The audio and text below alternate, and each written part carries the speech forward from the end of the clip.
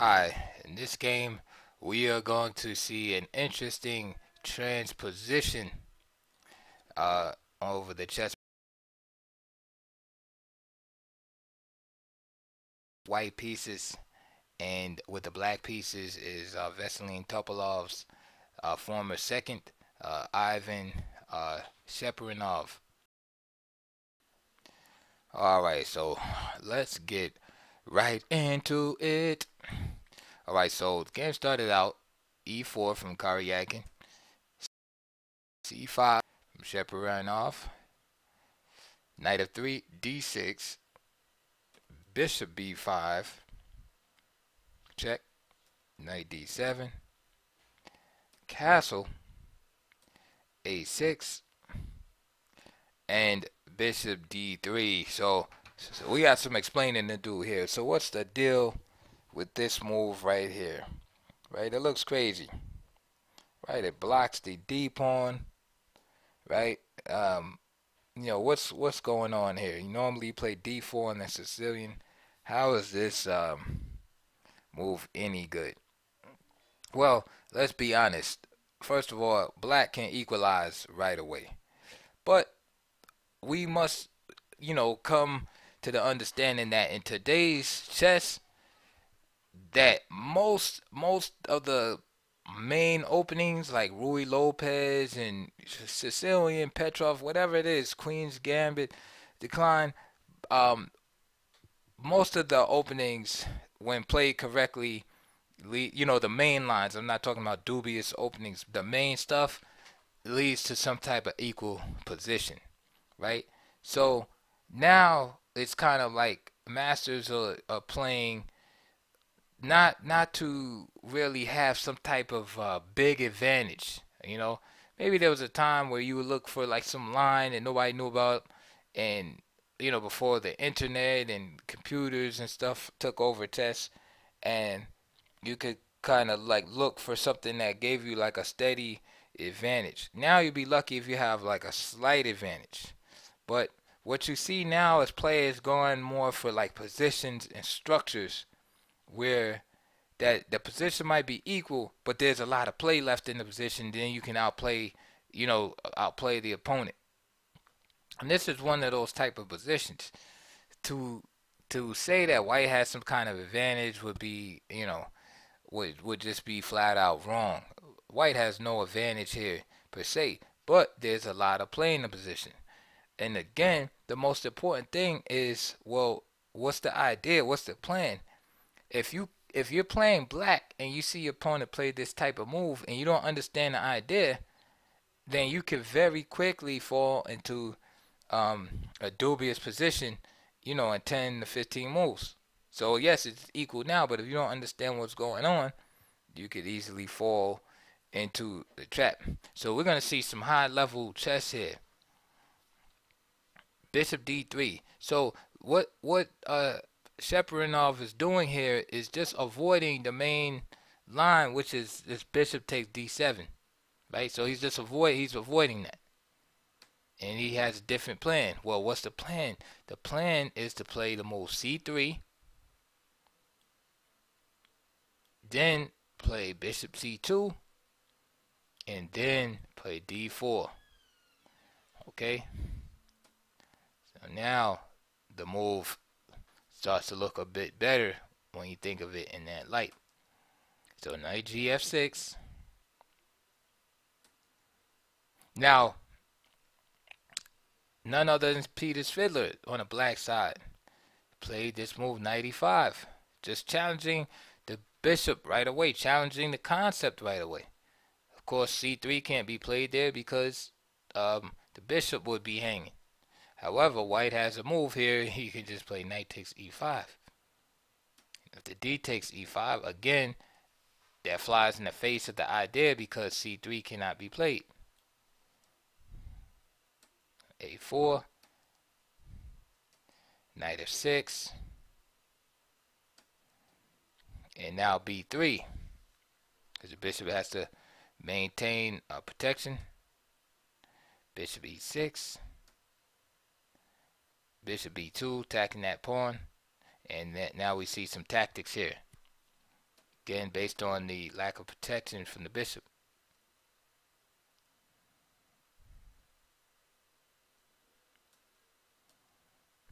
C4. Bishop takes C4.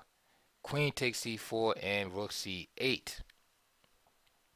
Okay, and this took place between was played by none other than Magnus Carlsen. This is Magnus Carlsen versus Peter Svidler, right, in 2013. Queen E2, rook takes C2, and then bishop takes E5. And now you see, just like that, white had a big advantage in development. Isn't that crazy? Right, from a just seemingly innocuous looking position like that, and now white has a big lead in development. So that's modern chess, right? It's not really concentrating on, see, back in the like Kasparov era, it was like they were trying to play like perfect chess, like kind of get a slight an advantage, always trying to get play like the maximum strongest move in at every single juncture of the game, until the logical conclusion was, okay, now you have an advantage. That was like that Fischer style, Bobby Fischer style, just to maximize every single move. There has to be the strongest move in every position. And now you see these guys are playing like, they're positioned to be dead drawn, but then you'll see 30 moves later somebody's losing. And you'd be like, wow, how did they get in that position? Just, from playing, moving the pieces around. But anyway, back to the game. Bishop D3. So knight GF6 was played. So instead of that move, knight E5, which didn't work out too good for Svidler. There, C3, B5, bishop C2, and white and black continue on with their respective plans. Rook E1. Now at the beginning of the game, I talked about transposition.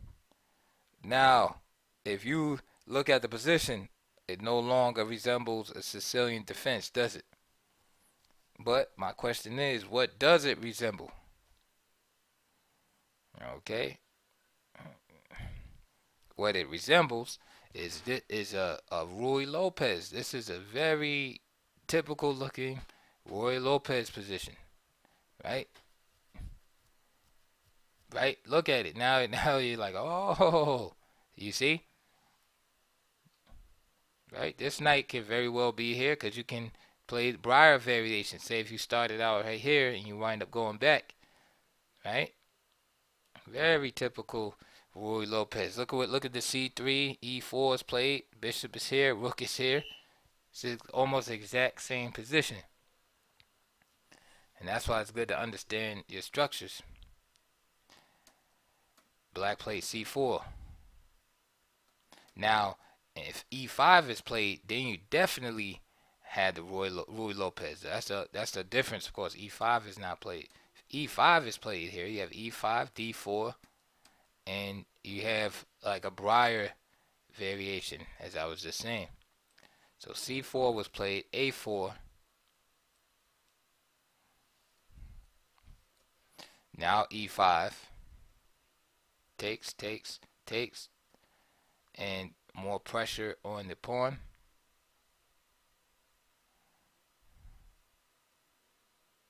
Knight A3. And the reason why bishop takes wasn't preferred was after D3, C takes, bishop takes, queen B8, and then B4. What's going to happen is this pawn is going to be problematic for black. Knight A3 is going to be played, and then queen E2, and that pawn is going to be a problem. So here, queen A8 was played, putting extra pressure on the E pawn. All right. So now, after a move like D3, then knight C5, could be played. So anyway, knight a3 was played, putting pressure on this pawn. It's one of the downsides of advancing so early, and one of the main themes in the Ruy Lopez is attacking the weaknesses that of the advanced pawn after a6 and b5. So bishop e7. So he just sacrifices. Hey, it's modern chess. He doesn't try to hold on to it, and he's hoping that he can get some counterplay against, for two reasons. One is against e4, and one is because of white's kind of awkward placement of the pieces. With that said, the natural move, I'm sure many of you, sorry about that, the natural move I'm sure many of you are thinking about is just simply bishop c6. But then white continues his assault on those queen side pawns by d3, c takes d3, bishop takes d3, and you see the attack continues. And let's say queen b7 carrying out to the logical conclusion, queen e2. So you can see how the build-up doesn't stop. This forces the push here. So b4, remember every pawn push leaves a weakness. So in this case, white is now giving up the c4 square. Excuse me, black is giving up the c4 square to white. All right, and this gives white some upper hand.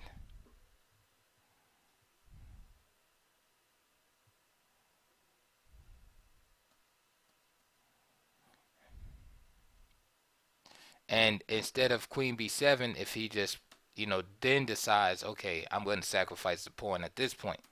And knight takes b5, castle, bishop g5.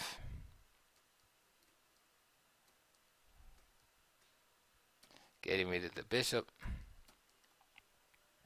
And this is still not real easy for black either. So he didn't just give away that pawn on b5, as an oversight. He just weighed the, factors in the position and decided, what, it's better, and it's better to, give it up and have counterplay than struggle to try to hold on to the pawn without counterplay. So that gives you some insight on his mentality as a player. He'd rather be active than stuck in a passive position. Thus his choice of playing the Sicilian defense, because Sicilian defense is usually chosen by players who like aggressiveness and activity. So what's interesting psychologically is how Karjakin played this line, which transposed the position into this kind of like Spanish torture, which is very, very interesting to me. And that's something that you can take to the bank and try that in some of your games. You might know somebody who loves playing the Sicilian and they like these active positions, there's dragons and things like that. Well, learn this variation, this white, and and kind of lead them into this, this type of position and see how they fare. They might be very uncomfortable. So knight takes b5, castle, queen e2, rook c8, protecting the c pawn, d4, c takes, b takes, bishop takes, knight c5, and again there's this counterplay that white is looking forward to against the c pawn. Knight d2.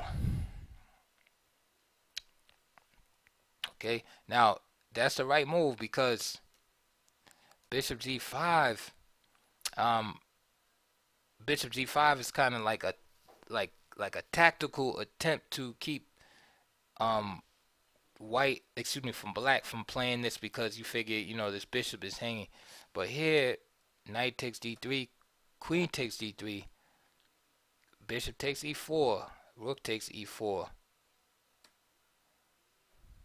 knight takes e4, bishop takes e7, and queen a1, queen f1, queen takes b2. It's a long line, of course. Bishop takes d6, knight takes d6, Rook A8, threatening, you know what, Rook A1, Knight C4, Queen takes C3, Knight C D2, Rook A1, Queen C2, Knight F2, H6. And this is very bad for white. White's not lost here, but only black has the winning chances.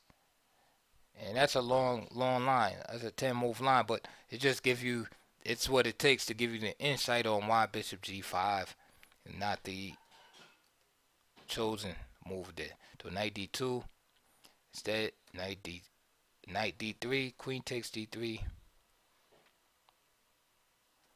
Bishop A6, and again you see that black is banked on being active.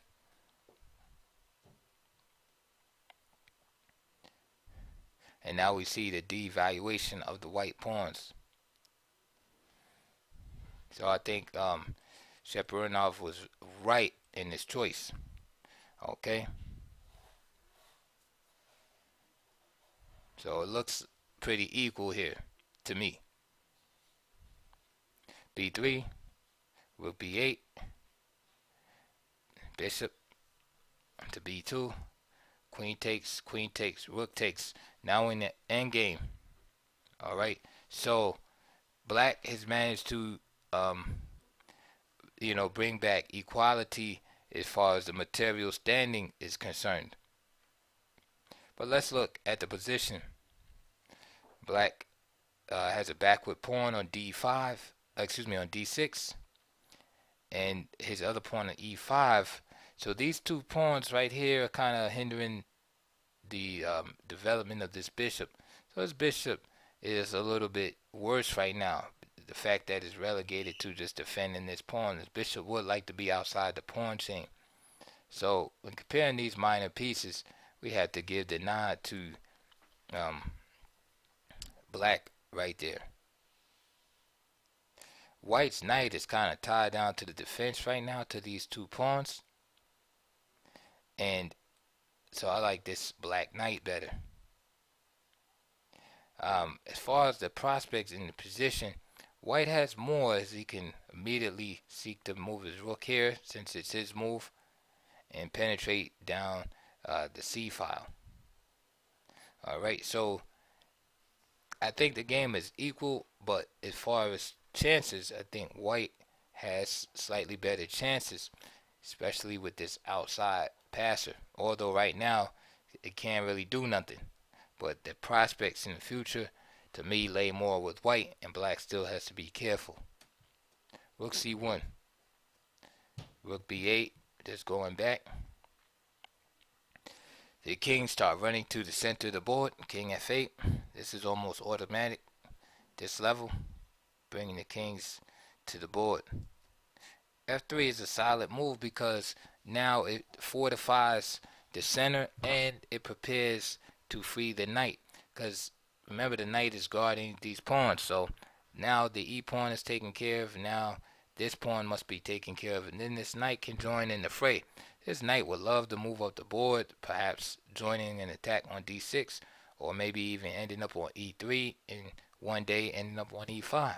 It definitely doesn't want to be just sitting here guarding this pawn. King D7, King D3. So we see the centralization, the pieces. Knight goes to E8. Alright, and even at this point, it's hard to see, exactly what white should do. But Karjakin does a good job just avoiding, like a quick draw. He just kind of creates, some motion in the position. King C2. And again, I just spoke about this. He uses the king to protect the pawn, and now the knight can move. Right? Now the knight can go here. For instance, like just a quick thought, like knight can be here. You could put the rook here maybe, and bishop here and A3 and attack this pawn. Of course, that's not gonna win, but you can create like some problems. And bishop G4, I like this move. Remember earlier I said the bishop was bad, right? Stuck behind this pawn. Now again, he's hindering these ideas. Because now if the knight moves, the rook is going to drop. So bishop c3, knight c7, and now we see rook a1, and as soon as that rook goes, he snaps this guy off. So it gets rid of the bishop. So this is slightly in white's favor, is he has a bishop remaining against the knight. And the knight only, the thing is, at least the knight has a few outposts, potentially. It's not like it's just an open board. So the knight can hold his own. King c6, rook a4, knight b5, and of course white has to be careful. Don't let this knight settle down. King d3, and now he played knight c7. Okay, perhaps with the idea of trying to get a move like d5 in eventually. Now here, what's wrong with d5? E takes d5 and king takes d5. Okay, this seems respectable enough. But he played king c7. Now king c4. And now he plays g6. Again, I'm wondering what's wrong with d5. I don't see anything wrong with it. Somebody would have to tell me that. I don't. It means it's a natural move. d5 check. E takes. Knight takes. Okay. There's rook a7. But so what? Knight b6. Check. Check. And then rook f8. Protecting. On f7. King d3. And king b6. Now the rook has to vacate the 7th rank. If he goes to d7, then the king goes to c6, attacking him. Right? And white wouldn't want to repeat unless he wants to draw. But now watch what happens. After king g6. After g6, Karjakin just annoys black by playing this move, rook a7. And now we see that the knight again has difficulty being mobile here. Okay, the knight c7 cannot move. Now white improves his position. So king b6 first. And now here's the kicker, bishop e3. So now the rook has to stay. King c6, b4, d5, e takes d5, knight takes d5, bishop c5. And now white still holds the initiative, as this pawn must be watched. Knight c7. And now g4. Okay, so white gains some space over on the king side. f5, g5, fixing everything here. I like h4 too.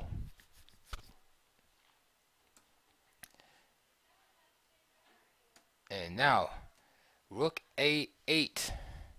Okay, what's the problem with rook a8 here? Well, the problem right away is that if you can check with the b pawn, and the knight cannot capture because that rook is on prise. Another problem is you could just play rook takes a8, knight takes a8, b5 again, and that knight is not going to be a match for this bishop. So b5 check, king d7, and now just simply rook takes, knight takes. Karjakin plays the move of h4, and he's not going to be able to stop that pawn with that knight without giving it up. Knight e6, king d5, and Cheparinov is just hoping somehow he can push his majority and distract white. but it's too late. The king c8, king d5, e4, and this is the king d4, king b7, king d3, king takes b6, and king e2, and there's nothing to be done. After king c6, king f3, king c5, and king takes f4, where this pawn will just, be too much for white. So it was an interesting game, and like I said, the transpositional possibility was pretty cool in my estimate. So from here and doing this innocuous looking kind of move on the surface, like I said, for someone that wouldn't be familiar with the idea, it would seem kind of, you might relax if you're black, because you'd be like, oh, this guy doesn't know what he's doing. But it showed that there's some venom here. Against knight e5, again, that's played by Fiddler. And also the game continuation and this transposition into a typical Rui Lopez position. So again, all comments, suggestions are welcome, and I'll see you guys soon on the next video.